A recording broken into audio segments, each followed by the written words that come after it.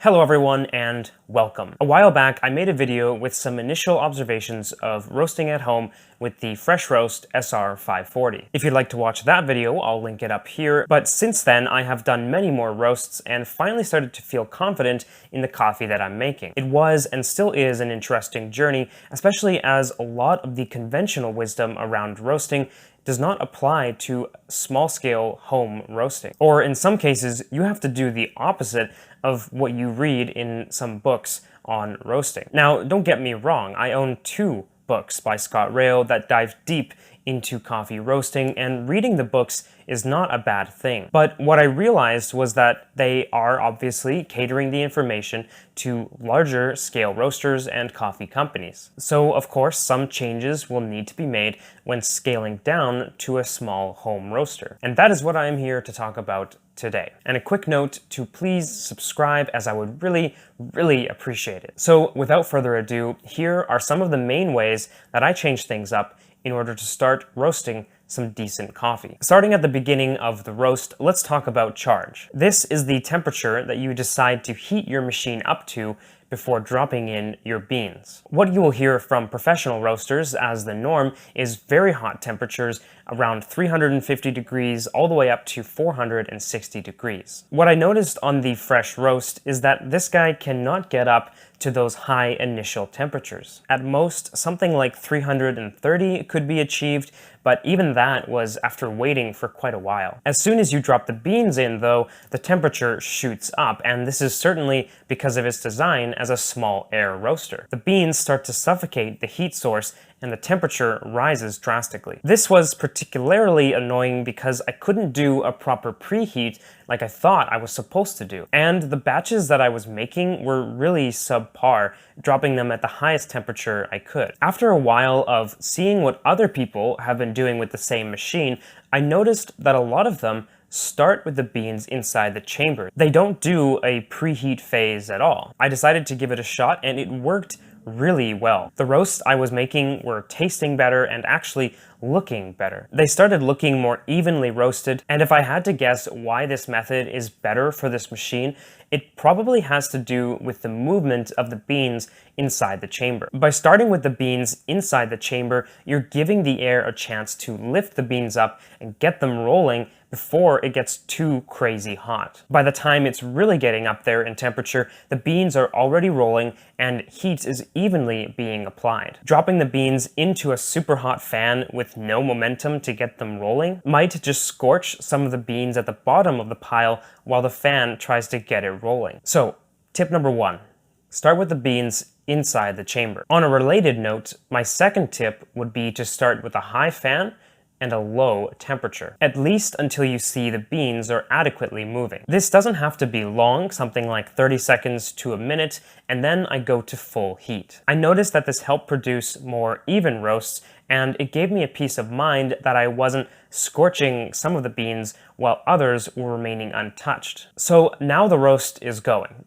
What should we do? I find that it's easy to get stressed out, mostly due to the lack of information. With a large-scale roaster, you will have a roasting software, where you have access to information on the environmental temperature, the bean temperature, and the ROR, which is the rate of rise, and it tells you how quickly the beans are rising in temperature. But at home, you rarely have that ability unless you buy a pretty expensive machine. With the FreshRoast 540, you get the fan temp, which I would consider the environmental temp, and that's it. So the rest needs to be assumed and pictured in your mind. Again, this can be stressful, but here's my suggestion. Don't overthink it. Just know some general rules and you'll be okay. For instance, during the beginning of the roast, you want to build up a fairly high temperature fairly quickly. I've been trying to hit at least 420 to 430 degrees within the first few minutes of roasting. Again, I'm not starting with much heat, but I'm doing my best to get up there fairly quick. Then, as the beans start to change color and turn tannish or brown, you really want to ease off on the heat and prepare for first crack. This part isn't really that much different from production roasting. The goal is usually to decrease the heat over the course of the batch, and this is a general trend you should follow. I don't typically let it get back down below 400 degrees, especially if I haven't heard first crack yet. Just slowly adjust your temperature down and wait for those cracking sounds. Once you hear it, you want to pay attention. If it stresses you out, don't play with the settings anymore, just leave them as they are and listen. The beans should start cracking slow at first, accelerate to a peak, and then slowly taper off. Once you've hit the peak, I've found good results from lowering the temperature just a touch more, but the main thing you need to figure out at this point is when to pull your beans. If you are like me, I am going for light roasts every time. That means that I'm dropping the beans at some point during first crack or just after first crack ends. There isn't a strict point where it ends though, and you don't want to be waiting for every popping sound to stop or you're likely going too dark. I usually find the best results come when I pull the beans just as the popping sounds are slowing down. If you do want to go for a more developed roast, like a medium roast, let the beans fully finish cracking, wait 20 to 30 seconds, and then pull them. For a dark roast, you probably want to go into second crack, which is a quieter but still distinct cracking sound. Just be careful of going too dark, as it can be a fire hazard as well. Another really important indicator though is the color of your roast. Use a flashlight and monitor the color through the glass. When you taste your roast of coffee, take note of the color before you grind it. Get used to identifying the level of your roast just by the color and translate those colors into taste. My roasts have always been a sort of light to medium brown. One interesting problem that I was faced with early on was that my roast color was getting fairly dark, but I was never hitting a very solid first crack. It would either be just a few sad cracks or no cracks at all, but I had to pull the roast because the color was getting too dark. If you have this issue, it's probably because you aren't getting hot enough in general. I decided to fix this by increasing the amount of beans I use from 120 grams to 150 grams. The other thing I did was focus on the fan to increase temperature. When you lower the fan on the fresh roast, the temperature jumps significantly. I primarily use the fan early in the roast, starting at 9, and I move down until my desired temperature is reached around 430 degrees. Just make sure that for every fan change you make, the beans can still sufficiently move. Because remember, you are reducing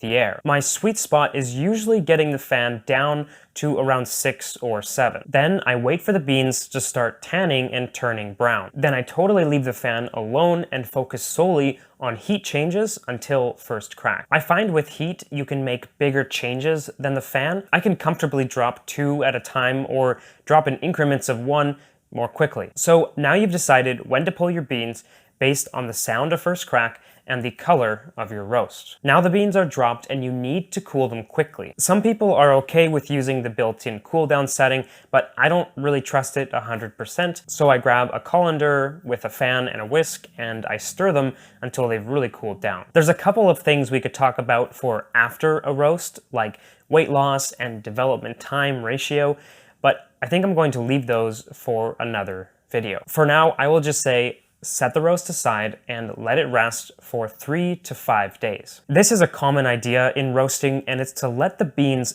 degas some of the CO2 that's trapped inside their cells. If you want to try your beans immediately after roasting, that's your call, and I definitely won't pretend to have a definitive answer on whether that's good or bad. I just know that my coffees tend to taste better with age, even a week or 2 weeks later. So that's really it. At first, I think I made this process overly complicated, and I think you just need to experiment, try new things, and see what works for you. Taste your coffee, and if you enjoy it, keep roasting it that way. If you have any questions at all, please comment below, and if you haven't already, please subscribe by hitting that button right below this video. I will see you all again in the next video, and I hope you have a great day.